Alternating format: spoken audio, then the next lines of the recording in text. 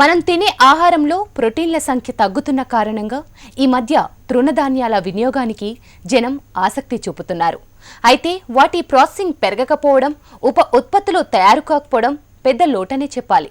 ఈ మధ్య కాలంలోనే ప్రాసెసింగ్కు సంబంధించిన టెక్నాలజీ అందుబాటులోకి వచ్చింది. ప్రాసెసింగ్ పై కొంతమంది యువకులు ఆసక్తి చూపుతున్నారు. ఇందులో ఉపాధి అవకాశాలు అపారమంటున్నారు నిపుణులు. ప్రాసెసింగ్ పెరగడం ద్వారా వినియోగం పెరిగి ఈ ఉత్పత్తులు అందరికీ అందుబాటులోకి వస్తాయని సూచిస్తున్నారు.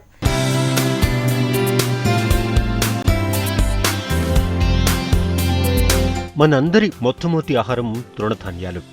తూర్పు ఆసియా దేశాల్లో 10,000 సంవత్సరాల క్రితం తృణధాన్యాల సాగు జరిగినట్లుగా పరిశోధనలు తెలుపుతున్నాయి. ఆఫ్రికా లాంటి అధిక ఉష్ణమండల ప్రదేశంలో తృణధాన్యాల సాగు వినియోగం 1000 సంవత్సరాల క్రితం నుంచే ఉంది. చైనా పురాతత్వ శాఖ పరిశోధనలో 4000 సంవత్సరాల క్రితం తయారు చేసిన ఒక పాత్రలో నిల్వ ఉంచిన కొర్రలతో చేయబడిన నూడిల్స్ను కనుగొన్నారు. క్రీస్తు పూర్వం 1800 సంవత్సరంలో దక్షిణ భారతదేశంలో తృణధాన్యాలు, ముఖ్యంగా రాగుల సాగు ప్రారంభమైందని పరిశోధనలు తెలుపుతున్నాయి.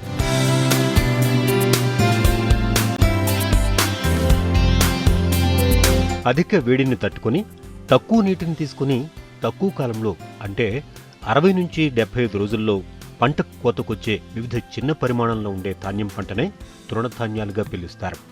ప్రపంచవ్యాప్తంగా 6,000 రకాల తృణధాన్యాలు ఉన్నాయని అంచనా. మన దేశంలోనే 65 రకాలు ఉండగా అందులో 8 ప్రధానమైనవి.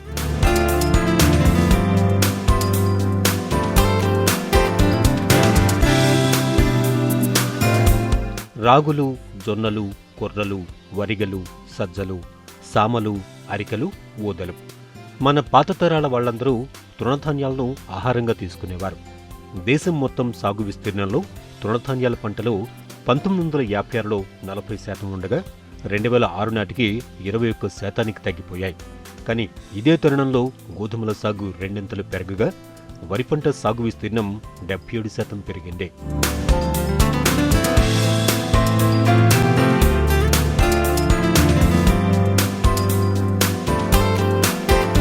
అపారమైన పోషక విలువలున్న తృణధాన్యాలు గత కొంతకాలంగా నిర్లక్ష్యానికి గురైనప్పటికీ ఇప్పుడిప్పుడే ప్రజల్లో ఆదరణను పొందుతున్నాయి.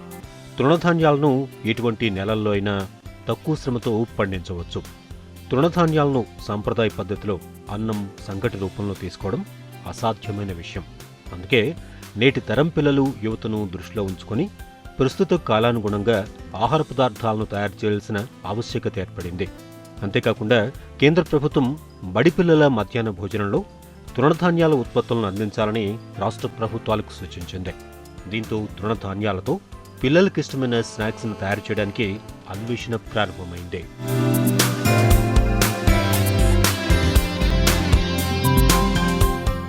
మరి ఇందులో ఎలాంటి అవకాశాలున్నాయి? ప్రాసెసింగ్ యూనిట్ నెలకొల్పాలంటే ఏం కావాలి? దీనికి సంబంధించిన ప్రాజెక్ట్ అంచనాలేంటి? మనకు వివరించడానికి బిజినెస్ కన్సల్టెంట్ మైనంపాటి శ్రీనివాసరావు గారు మనతో ఉన్నారు. నమస్తే శ్రీనివాసరావు గారు. సో ముందుగా తృణధాన్యాల్లో ఉన్న పోషక విలువల గురించి ఒకసారి మాకు వివరిస్తారా? తృణధాన్యాలు అనేది మనకు కొత్త కాదు. మన పాత తరాల వాళ్ళందరూ గట్టి జీవించింది అండ్ హెల్దీగా జీవించింది కూడా తృణధాన్యాలతో. బేసిక్గా తృణధాన్యాలు అంటే ఇప్పుడు మనం బాగా తెలిసినవి ఏంటంటే రాగులు, సజ్జలు, జొన్నలు, కొర్రలు ఇలాంటివి అన్నమాట. వీటిలో ఏంటంటే ఇప్పుడు మనం ఇప్పుడు బియ్యము, గోధుమలు చూసినప్పుడు వాటిల్లో బేసిక్గా గ్లూటెన్ అనేటువంటిది ఉంటుంది. అంటే అది జనరల్గా ఈ గమ్మింగ్ ప్రాపర్టీస్ ఉండే లక్షణం అనమాట. అది హెల్త్ వైజ్ మంచిది కాదు. కొంతమందికి అది కంప్లీట్ ఎలర్జిక్గా కూడా ఉంటుందన్నమాట. అలాంటిది ఈ తృణధాన్యాల్లో ఉండదు. అండ్ యాక్చువల్గా వీటిలో క్యాలరీస్ ఎక్కువగా ఉంటుంది. దాదాపు 100 గ్రామ్స్ మనం తృణధాన్యాల ముడి తీసుకుంటే దాదాపుగా 378 క్యాలరీస్ శక్తి వస్తుందని తెలుస్తుంది. తర్వాత పీచు పదార్థం ఎక్కువ, ఫైబర్ కంటెంట్ ఎక్కువగా ఉంటుంది. అదే మినరల్స్, విటమిన్లు, తర్వాత ఈ క్యాన్సర్ ఈ మధ్య ఎక్కువగా మనం వింటున్నాం. దానికి B17 అనేటువంటి విటమిన్ తక్కువ అవటం వల్ల క్యాన్సర్ వస్తుందని ప్రూవ్ అయిందన్నమాట. అలాంటి B17 మనం ఈ తృణధాన్యాల్లో మనం చూస్తాం అన్నమాట. అంతేకాకుండా దీనికి ఫ్యాట్ తక్కువగా ఉంటుంది. ఇప్పుడు మన వాళ్ళు తినే ఆహారాల్లో ఫ్యాట్ ఎక్కువగా ఉండటం వల్ల ఓవర్ వెయిట్ అయిపోవటం ఇలాంటి ప్రాబ్లమ్స్ వస్తున్నాయి. తర్వాత కార్బోహైడ్రేట్స్ ఎక్కువగా ఉంటాయి. అంటే ఓవరాల్గా ఒక మనిషి ఆరోగ్యకరంగా ఉండటానికి అండ్ దీర్ఘకాల జీవనానికి ఈ తృణధాన్యాలు తోడ్పడతాయని ఇప్పుడు ప్రూవ్ అయింది. ఇది ఎప్పటి నుంచో ఉంది, కాకపోతే మనం ఈ మధ్యకాలంలో మళ్ళీ ఈ రైస్ వైపు అండ్ అదర్ ఫుడ్స్ వైపు డైవర్ట్ అయ్యి ఇప్పుడు మళ్ళీ అనారోగ్యాలు ఎక్కువగా అవటంతో దాన్ని మళ్ళీ వెనక్కి వెళ్తున్నాం అనమాట. ఇప్పుడు మళ్ళీ యువతలో కానీ ఈ మిడిల్ ఏజ్డ్ వాళ్ళు కానీ మళ్ళీ తృణధాన్యాలు వాటి ఉత్పత్తుల వినియోగానికి ఇంట్రెస్ట్ చూపిస్తున్నారని చెప్పొచ్చు. రైట్. అలాగే చిరుధాన్యాల్లో ఈ మధ్య కాలంలో ప్రాసెసింగ్ ఎక్కువగా పెరిగినట్లు తెలుస్తుంది. దీనికి సంబంధించి ఇప్పుడున్న యువత వెనకటి రోజుల్లో సంగటి తిన్నట్లు లేకపోతే రాగి అన్నం తిన్నట్లు లేకపోతే మన జొన్న అన్నం తిన్నట్లు తినమంటే తినలేరు. ఇప్పుడు అందుకనే అంటే మారుతున్న యువత అభిరుచులకు అనుగుణంగా మోడర్న్ ఉత్పత్తులు తయారు చేయాల్సిన అవసరం ఏర్పడ్డది. ఆ దృష్టిలోనే ఆలోచించి శాస్త్రవేత్తలు కానీ రీసెర్చ్ ఇన్స్టిట్యూట్స్ కానీ కొత్త టెక్నాలజీస్ డెవలప్ చేశాయన్నమాట. ఇప్పుడు ఈ రోజుల్లో మనం ఏవైతే కొత్త ప్రొడక్ట్స్ అనుకుంటున్నామో నూడిల్స్ కానీ పాస్తా కానీ తర్వాత సేమియా లాంటివి అవి కూడా ఇప్పుడు తృణధాన్యాలతో చేసే అవకాశం ఏర్పడ్డది. అదే కాకుండా బేకరీ ఉత్పత్తులు అంటే మామూలుగా బ్రెడ్ తర్వాత మన కేక్స్ కానీ ఇలాంటి అన్ని మోడర్న్ ఫుడ్స్ అన్నీ కూడా ఈ తృణధాన్యాలతో చేసే టెక్నాలజీ డెవలప్ అయింది. కాకపోతే కొన్నిట్లో ఏం చేస్తారంటే జనరల్గా వీటిలో ఆ గ్లూటెన్ ఉండకపోవటం వల్ల గమ్మింగ్ ప్రాపర్టీస్ ఉండవు. అందుకోసం ఏంటంటే కొంత మైదాపిండి కానీ బియ్యపిండి కానీ యాడ్ చేయటం ద్వారా ఈ ప్రొడక్ట్స్ చేయడానికి సాధ్యపడుతుంది అన్నమాట. అందువల్ల ఏంటంటే ఇప్పుడు ఆధునిక యువతకు తగ్గ ఆధునిక ఉత్పత్తులను ఈ తృణధాన్యాలతో తయారు చేసే సాంకేతిక పరిజ్ఞానం డెవలప్ అయింది ఇప్పుడు. సో అంటే ఆధునిక టెక్నాలజీ పెరుగుతుంది అనుకోవచ్చా? పెరుగుతున్నది, ఇప్పుడు అవసరం అది. అందువల్ల సైంటిస్ట్ కూడా మోడర్న్ యూత్కి ఏదైతే అవసరమో దాన్ని తయారు చేయడానికి మొదలుపెట్టారు. అట్లాగే మిషనరీ కేవలం ప్రొడక్ట్ డెవలప్మెంటే కాదు, మిషనరీ డెవలప్మెంట్ కూడా ఇంపార్టెంట్. ఇప్పుడు 2 విధాలుగా జరుగుతుంది. అందువల్ల ఇప్పుడు కొత్త ప్రొడక్ట్స్ అన్నీ ఇప్పుడు మార్కెట్లోకి వచ్చేస్తున్నాయి. అంటే వెనకటి రోజుల మాదిరిగా తినటం అనేది వీలు కాదు ఇప్పుడున్న యూత్కు. అప్పుడుండే పరిస్థితులు వేరు, ఇప్పుడు వేరు అనమాట. ఇప్పుడు అంతా మోడర్న్గానే ఉండాలి ఫుడ్ కూడా. అండ్ అందువల్ల ఏంటంటే ఈ కొత్త టెక్నాలజీల వల్ల ఈ మోడర్న్ ఉత్పత్తులు తయారు చేసే అవకాశం అవటం వల్ల ఇప్పుడు హెల్త్ కాన్షియస్ పెరగటం వల్ల ఇక్కడ ఏంటంటే టెక్నాలజీ పెరిగింది, మెషినరీ కూడా డెవలప్ అయింది అండ్ అవసరం పెరిగింది. అందువల్ల ఏమవుతుందంటే ఈ తృణధాన్యాలు రిలేటెడ్ ఉత్పత్తులకు డిమాండ్ కూడా గ్రాడ్యువల్గా పెరుగుతుందని చెప్పొచ్చు. మోడర్న్ ఉత్పత్తులు అంటే దేని కిందకి వస్తాయి? నార్మల్గా ఏమేమి వస్తాయి? అంటే బేసిక్గా మనం వీటిని తీసుకుంటే ఏంటంటే బేసిక్ అంతకుముందు ఏం చేసేవాళ్ళు అంటే తృణధాన్యాలు ఇళ్లలో చేసేటప్పుడు వాళ్ళు అప్పట్లో నానబెట్టడము రోళ్ళల్లో తొక్కటం అది చేసేవాళ్ళు. ఇప్పుడు అది వీలు కాదు కాబట్టి ఇప్పుడు మామూలుగా డీహెల్లింగ్, ఇప్పుడు జొన్నలు ఉన్నాయనుకోండి, జొన్నలు పైన హార్డ్ మెటీరియల్ ఉంటుంది, అది తనగా మనం తినడానికి వీలు కాదు, అది అరగదు కూడా, హెల్త్ వైజ్ మంచిది కాదు. అలాంటిది అంతకుముందు రోజుల్లో ఏం చేశారంటే రోళ్ళల్లో వేసి 1-2 సార్లు తొక్కి దాన్ని కడిగిన తర్వాత అప్పుడు వాళ్ళు సంగటి చేసుకోవటమో లేకపోతే అన్నం చేసుకోవటమో చేసేవాళ్ళు. ఇప్పుడు ఆ అవసరం లేకుండా డీహల్లింగ్ మిషన్స్ వచ్చేసాయి. ఈవెందో అది చిన్న ఇదైనా గింజ అయినా కూడా దాన్ని మిషనరీ ద్వారా డీహల్లింగ్ చేసే అవకాశం వచ్చింది. రాగులకు డీహల్లింగ్ అక్కర్లేదు, మరి కొర్రలకు కావాలి, సజ్జలకు కావాలి. అందువల్ల అంటే ఇప్పుడు ఆ టెక్నాలజీ డెవలప్ అయింది. ఇప్పుడు అలా డీహల్డ్ మన మిలెట్స్ మార్కెట్లో కూడా మనం తీసుకురావచ్చు. తర్వాత అవి డైరెక్ట్గా కన్జ్యూమర్ వాడుకోవచ్చు. నాకు కావాలంటే జొన్న అన్నం వండేసుకోవచ్చు డైరెక్ట్గా, మనం బియ్యం ఎట్లా వండుతారో అట్లా వండేసుకోవచ్చు. అలా మిగతా కూడా చేయొచ్చు. తర్వాత వాటిని డీహల్డ్ వాటిని పౌడర్ చేయటం వల్ల డైరెక్ట్గా కూడా ఫుడ్ మన చపాతీ పిండిలో కూడా దీన్ని కలుపుకోవచ్చు. అట్లాగే మల్టీగ్రెయిన్ ఫ్లోర్ వచ్చేస్తుంది కదా, అలాగే ఇవి కూడా చేయొచ్చు అనమాట. తర్వాత ఇంకా కొత్త ప్రొడక్ట్స్గా చెప్పాలంటే ఇప్పుడు మోడర్న్గా నూడిల్స్, తర్వాత మనం ఈ పాస్తా, ఇవన్నీ కూడా ఈ టెక్నాలజీలో వచ్చింది. తర్వాత ఈ మధ్య ఇంకా కొంత మోడర్న్ అడ్వాన్స్ ఏంటంటే ఈ మన ఈ తృణధాన్యాలను మొలకెత్తించడం ద్వారా, అంటే ఏ గింజలనైనా మొలకెత్తిస్తే వాటిలో న్యూట్రిషన్ ప్రాపర్టీస్ ఇంక్రీజ్ అవుతాయి. ఇది ప్రూవెన్ అది. అందుకని మన వాళ్ళు మొలకెత్తిన గింజలు తింటుంటారు. ఇప్పుడు వాటిని ఈ తృణధాన్యాలను కూడా అలా మొలకెత్తించి వాటిని పౌడర్ చేసి మళ్ళీ బేకరీ ఉత్పత్తులు తయారు చేసేటువంటి అవకాశం ఉందన్నమాట. ఇట్లా మళ్ళీ బేకరీలో ఆల్మోస్ట్ అన్ని ప్రొడక్ట్స్ చేయొచ్చు. ఏవైతే రెగ్యులర్ ప్రొడక్ట్స్ చేస్తున్నారో ఇలా బేకరీ ఉత్పత్తులు కూడా ఈ తృణధాన్యాలతో చేయొచ్చు అనమాట. ఇలా డిఫరెంట్ ప్రొడక్ట్స్. ఇంకోటి ఏంటంటే ఫ్లేక్స్ తయారీ. ఫ్లేక్స్ అంటే మనం మామూలుగా అటుకులు అని చెప్పొచ్చు. ఆ అటుకులను కూడా వీటితోటి చేస్తారు. జోవార్ ఫ్లేక్స్, జొన్న అటుకులు, ఈవెన్ సజ్జలతో అటుకులు, ఇలా చేస్తే అవి డైరెక్ట్గా తినొచ్చు అండ్ రెడీ టు కుక్ అనమాట. అలాగే తర్వాత మనం మరమరాలు అంటాం, అది పఫ్డ్ మెటీరియల్ అది. అట్లాగే దీంట్లో కూడా తృణధాన్యాలు మిల్లెట్ పఫ్స్ అనమాట, అది కూడా చేసే అవకాశం ఉంది. అంటే టెక్నాలజీ ఇప్పుడు అవసరానికి తగ్గట్టుగా డెవలప్ అయిందనమాట. ఇప్పుడు మోడర్న్ యువతకు ఏదో అవసరమో సేమ్ అలా మొత్తాన్ని ఈ దీనికి సంబంధించినటువంటి ఉత్పత్తుల తయారీకి కూడా అవకాశం ఏర్పడేది. అందువల్ల ఏమవుతుందంటే యూసేజ్ పెంచడానికి అవకాశం ఉంటుంది. అందువల్ల చిన్నపిల్లల దగ్గర నుంచి పెద్దవాళ్ళ వరకు అన్ని ఏజ్ సెగ్మెంట్స్ వాళ్ళు ఈ ప్రోడక్ట్ వాడి ఆరోగ్యం పెంచుకోవడానికి ఈరోజు అవకాశం కలిగిందని చెప్పచ్చు. అంటే ప్రాసెసింగ్ పెరగడం ద్వారా చిరుధాన్యాల వినియోగం పెరుగుతుంది అనుకోవచ్చా మరి ఇప్పుడు? ఖచ్చితంగా పెరుగుతుంది.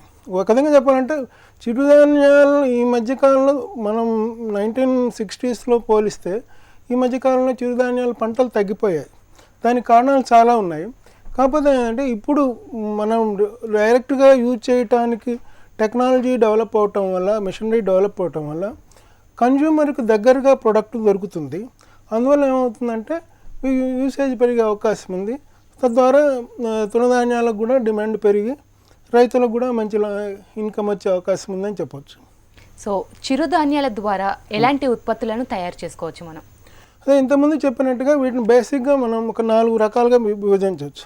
ఒకటి జనరల్ ప్రొడక్ట్స్, జనరల్ అంటే డీహల్లింగ్ అండ్ పౌడర్ మేకింగ్. రెండవది ఏంటంటే ఎక్స్ట్రూడెడ్ ప్రొడక్ట్స్ అంటారు. ఎక్స్ట్రూడెడ్ ప్రొడక్ట్స్ అంటే మనం సన్నగా అది మనం దారాల మాదిరి వస్తాయి. మన సేమియా కానీ, నూడిల్స్ కానీ, తర్వాత పాస్తా, ఇవన్నీ ఎక్స్ట్రూడెడ్ ప్రొడక్ట్స్. తర్వాత ఏమవుతుందంటే ఇది పఫ్డ్ అండ్ ఫ్లేక్స్.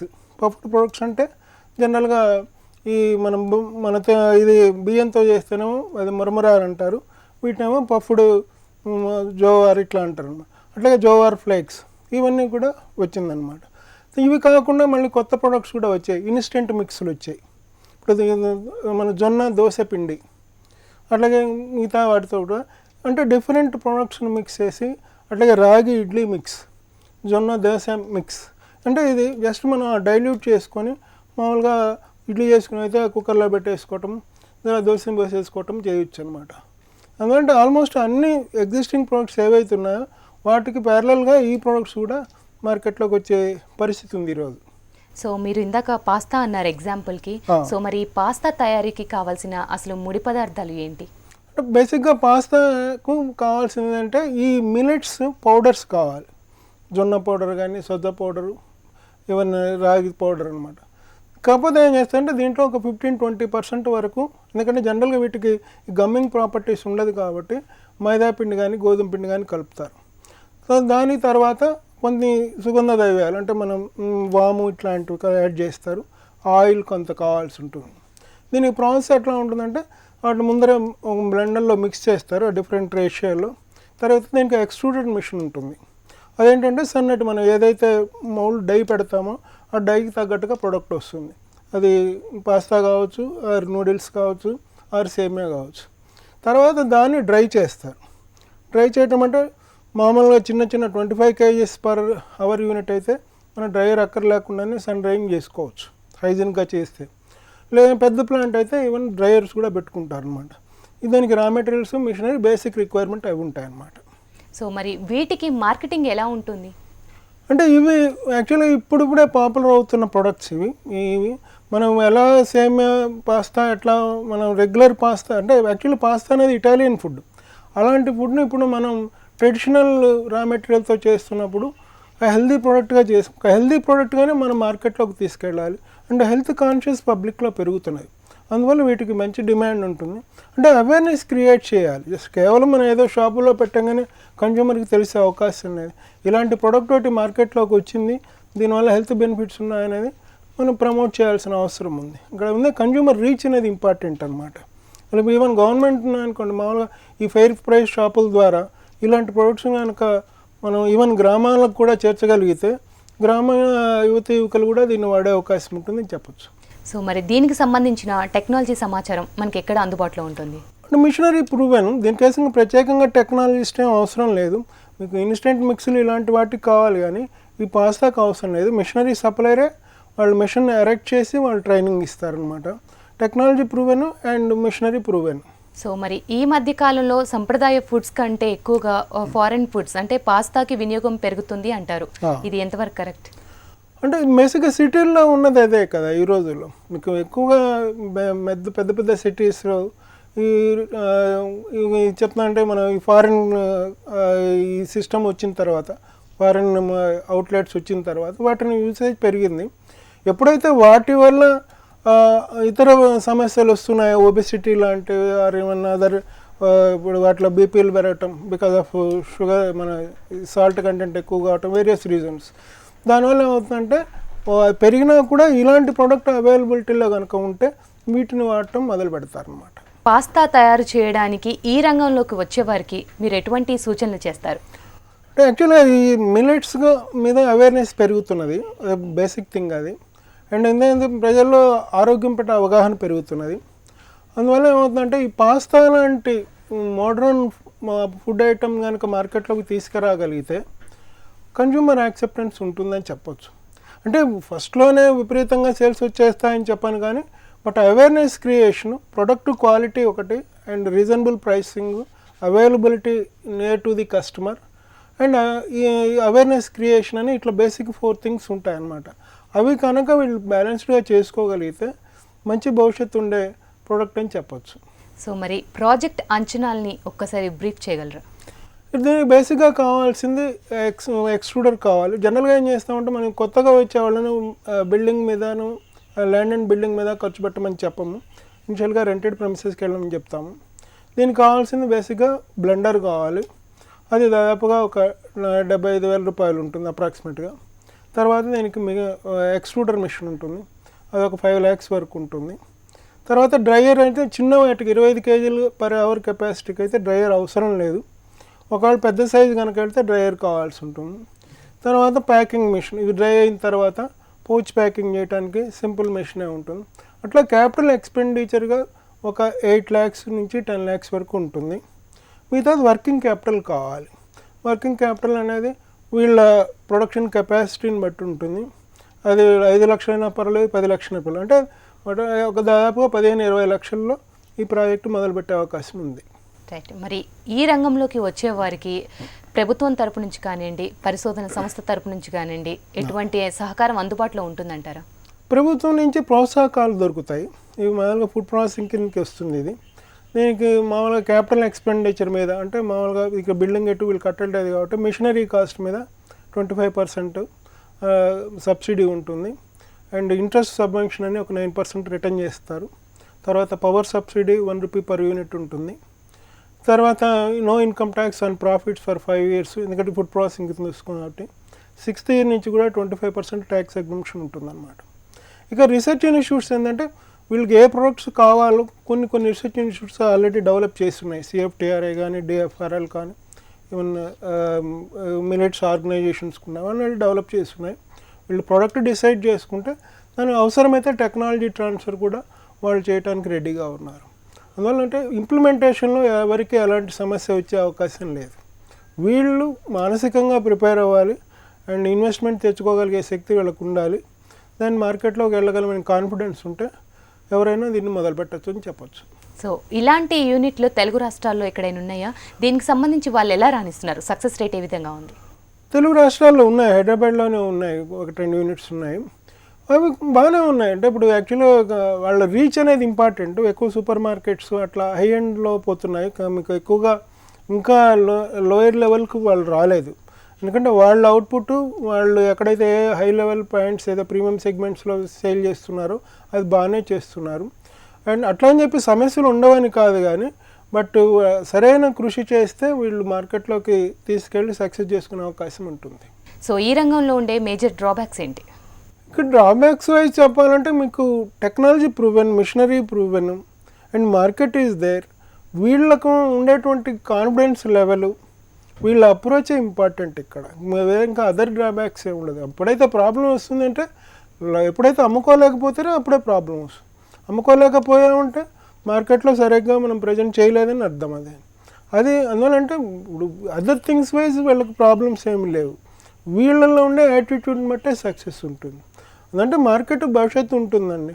ఇనిషియల్గా ఏవో బాటిల్ నెక్స్ అయితే ఉంటాయి, ఈజీ అని చెప్పను కానీ, బట్ సరైన విధంగా ఆలోచించి మనం వీళ్ళు కష్టపడి మార్కెట్ చేసుకుంటే మంచి భవిష్యత్తు ఉంటుంది. ముఖ్యంగా ఒక క్వాలిటీ ప్రోడక్ట్ను మార్కెట్లో కన్జ్యూమర్కి అందించాలనే ఆసక్తి ఉన్నవాళ్ళు ఇలాంటి ప్రాజెక్ట్స్ చేస్తే భవిష్యత్తులో రాణించవచ్చో చెప్పచ్చు. అలాగే ఈ రంగంలోకి వచ్చే వాళ్ళకి రా మెటీరియల్ అవైలబుల్గా ఉంటుందంటారా? మన ప్రాబ్లం లేదండి. ఇప్పుడు వాస్తవానికి ప్రభుత్వాలు కూడా ఎంకరేజ్ చేస్తున్నాయి ఈ మిల్లెట్స్ క్రాప్స్ వేయటానికి. ఇంతకుముందు ఎంకరేజ్మెంట్ లేదు, ఇప్పుడు దొరుకుతున్నది. అండ్ తమిళనాడులో అక్కడ కూడా క్రాప్ ఎక్కువగానే పండుతున్నాయి ఆల్మోస్ట్. అంతా వీళ్ళు పెట్టేటువంటి చిన్న యూనిట్కి రా మెటీరియల్ దొరకకపోవటం అనేది పెద్ద సమస్య కాదు, దొరుకుతుందని చెప్పచ్చు. సో మరి క్వాలిటీ మెటీరియల్ అని అన్నారు, క్వాలిటీ మెటీరియల్ అంటే అది ఎక్కడ దొరుకుతుంది? అంటే ఇక్కడ 2 రకాలండి. ఇప్పుడు వీళ్ళే ఒక విలేజ్ బ్యాక్గ్రౌండ్ నుంచి వచ్చారనుకోండి, వీళ్ళే వేయించవచ్చు. ఎందుకంటే మిల్లెట్స్ అనేది మ్యాక్సిమం 75 డేస్ నుంచి 90 డేస్ క్రాపే. ఇది ఎక్కువ వాటర్ కూడా అవసరం ఉండదు, ఎక్కువ తెగుళ్ళు రావు, పెస్టిసైడ్స్ ఫర్టిలైజర్స్ కూడా పెద్దగా అవసరం లేదు. వాళ్ళ విలేజ్ వాళ్ళ ద్వారానే వేయించుకోవచ్చు. ఇంకా కొద్దిగా అడ్వాన్స్డ్గా వెళ్ళాలంటే ఆర్గానిక్గా కనుక పండించగలిగి ఒక ఆర్గానిక్ మిల్లెట్ బేస్డ్ ప్రోడక్ట్ అంటే ఈరోజు మార్కెట్లో ఒక ఫ్యాన్సీ ఐటమ్ అనమాట, ఒక premium item you can say. High end వాళ్ళు ఆర్గానిక్ అంటే whether it is proven or not అది వేరే విషయం, కొనటానికి సిద్ధంగా ఉన్నారు. అలా వీళ్ళు కనుక ఒక ఆర్గానిక్ రా మెటీరియల్ని కలెక్ట్ చేసుకొని నాణ్యమైన పద్ధతుల్లో వీళ్ళు తయారు చేసి వీళ్ళు అక్కడ నాణ్యమైన పద్ధతి అంటే మిషన్ అంతా ప్రూవెన్, కానీ ఆ ఎన్విరాన్మెంట్ కూడా ఉండాలి. ఒక ఫుడ్ ఇండస్ట్రీ చేసేటప్పుడు ఆ ఎన్విరాన్మెంట్ కూడా హైజీనిక్గా ఉండాలన్నమాట. అలా చేసినప్పుడు మీరు ఒక మార్కెట్లోకి నాణ్యమైన ప్రోడక్ట్ తీసుకెళ్ళినప్పుడు సహజంగా సక్సెస్ అనేది ఈజీ అవుతుంది. ఆర్గానిక్ సైడ్ వెళ్తే ప్రాఫిట్స్ ఏ విధంగా ఉంటాయి? ఆర్గానిక్ అనేది హై వాల్యుయేషన్ ప్రొడక్ట్ అండి, అందువల్ల జనరల్గా ఎక్కువ మార్జిన్ ఉంటుంది. కానీ మనం ఆర్గానిక్ అని కేవలం చెప్పటం కాదు, సర్టిఫికేషన్ అనేది ఉండాలి. దానికి కొన్ని పద్ధతులు ఉన్నాయి. అప్పుడు ఆర్గానిక్ అంటే భూమి దగ్గర నుంచి, భూమి దున్నే దగ్గర నుంచి యాక్టివిటీ మొదలవుతుంది. అంటే అంతకుముందు వాళ్ళు కనుక రెగ్యులర్గా క్రాప్ వేసేటువంటి భూముల్లో ఆర్గానిక్ సర్టిఫికేషన్ రావడానికి 4 ఏళ్ళు టైం పడుతుంది. అలా కాదు, బీడు భూముల్లో అయితే ఫస్ట్ ఇయర్ నుంచి ఆర్గానిక్ వెళ్ళొచ్చు. దాన్ని మనం చెప్పడం కాదు, సర్టిఫికేషన్ చేయించాలి. దానికి కొన్ని ఏజెన్సీలు ఉన్నాయి, గవర్నమెంట్ ఏజెన్సీలు ఉన్నాయి అండ్ ఇంటర్నేషనల్ ఏజెన్సీలు ఉన్నాయి, అవి సర్టిఫై చేయించాలి. అట్లాగే మిషనరీలు మన ఇక్కడ రా మెటీరియల్ అది ఉంటే ఇక్కడ ఈవెన్ వాటర్లో కూడా టెస్టింగ్ చేస్తారు. వీళ్ళు ఏదైతే వాటర్ వాడతారు, వీళ్ళు ఏమైతే ఇంగ్రీడియంట్స్ వాడుతున్నారో అవి కూడా ఆర్గానిక్గా ఉండాలి. అంటే మొత్తం ఒక ఆర్గానిక్ కాన్సెప్ట్ అనేది ఇట్ ఈస్ ఒక సర్క్యులర్గా ఉంటుందన్నమాట. అలా చేయగలిగినప్పుడు ఖచ్చితంగా ఆర్గానిక్ ప్రోడక్ట్ వస్తుంది. అందులో సర్టిఫైడ్ ఆర్గానిక్ ప్రోడక్ట్ కనుక వస్తే దానికి ఎంతైనా పెట్టడానికి మన కన్జ్యూమర్ ఉన్నారు ఈ రోజుల్లో. జనరల్గా సాధారణ ప్రోడక్ట్తో కంపేర్ చేసినప్పుడు organic product more than 50% higher price ఉంటుంది. అయినా కూడా అది కొనడానికి రెడీగా ఉన్నారనమాట. అందుకని ఎక్కువ మార్జిన్ వచ్చే అవకాశం ఉంటుందని చెప్పొచ్చు. అండ్ భవిష్యత్తు బాగుంటుంది. అండ్ ఆర్గానిక్ ప్రోడక్ట్ అయితే ఎక్స్పోర్ట్ అవకాశాలు కూడా బాగుంటాయి. ఓవరాల్గా చిరుధాన్యాల ఉత్పత్తుల గురించి మీరు ఇచ్చే సలహాలు, సూచనలు? మంచి భవిష్యత్తు ఉన్నటువంటి అవకాశాల్లో చిరుధాన్యాల ఉత్పత్తుల తయారీ పరిశ్రమలు అని చెప్పొచ్చు. అటు రైతులకు బెనిఫిట్ ఉంటుంది, ప్రమోటర్కు బెనిఫిట్ ఉంటుంది, అండ్ కన్జ్యూమర్కు మంచి అవకాశం ఉంటుంది. ఉజ్వల భవిష్యత్తు ఉండే రంగాల్లో చిరుధాన్యాల ఉత్పత్తుల తయారీ రంగంగా చెప్పవచ్చు. అందులో ఎలాంటి సందేహం అవసరం లేదు. Right, thank you so much Mainampati Srinivasa Rao garu. మంచి సూచనలు అందజేశారు మా ప్రేక్షకులకి. ఇది ఇవాల్టి నేలతల్లి కార్యక్రమం. నమస్తే.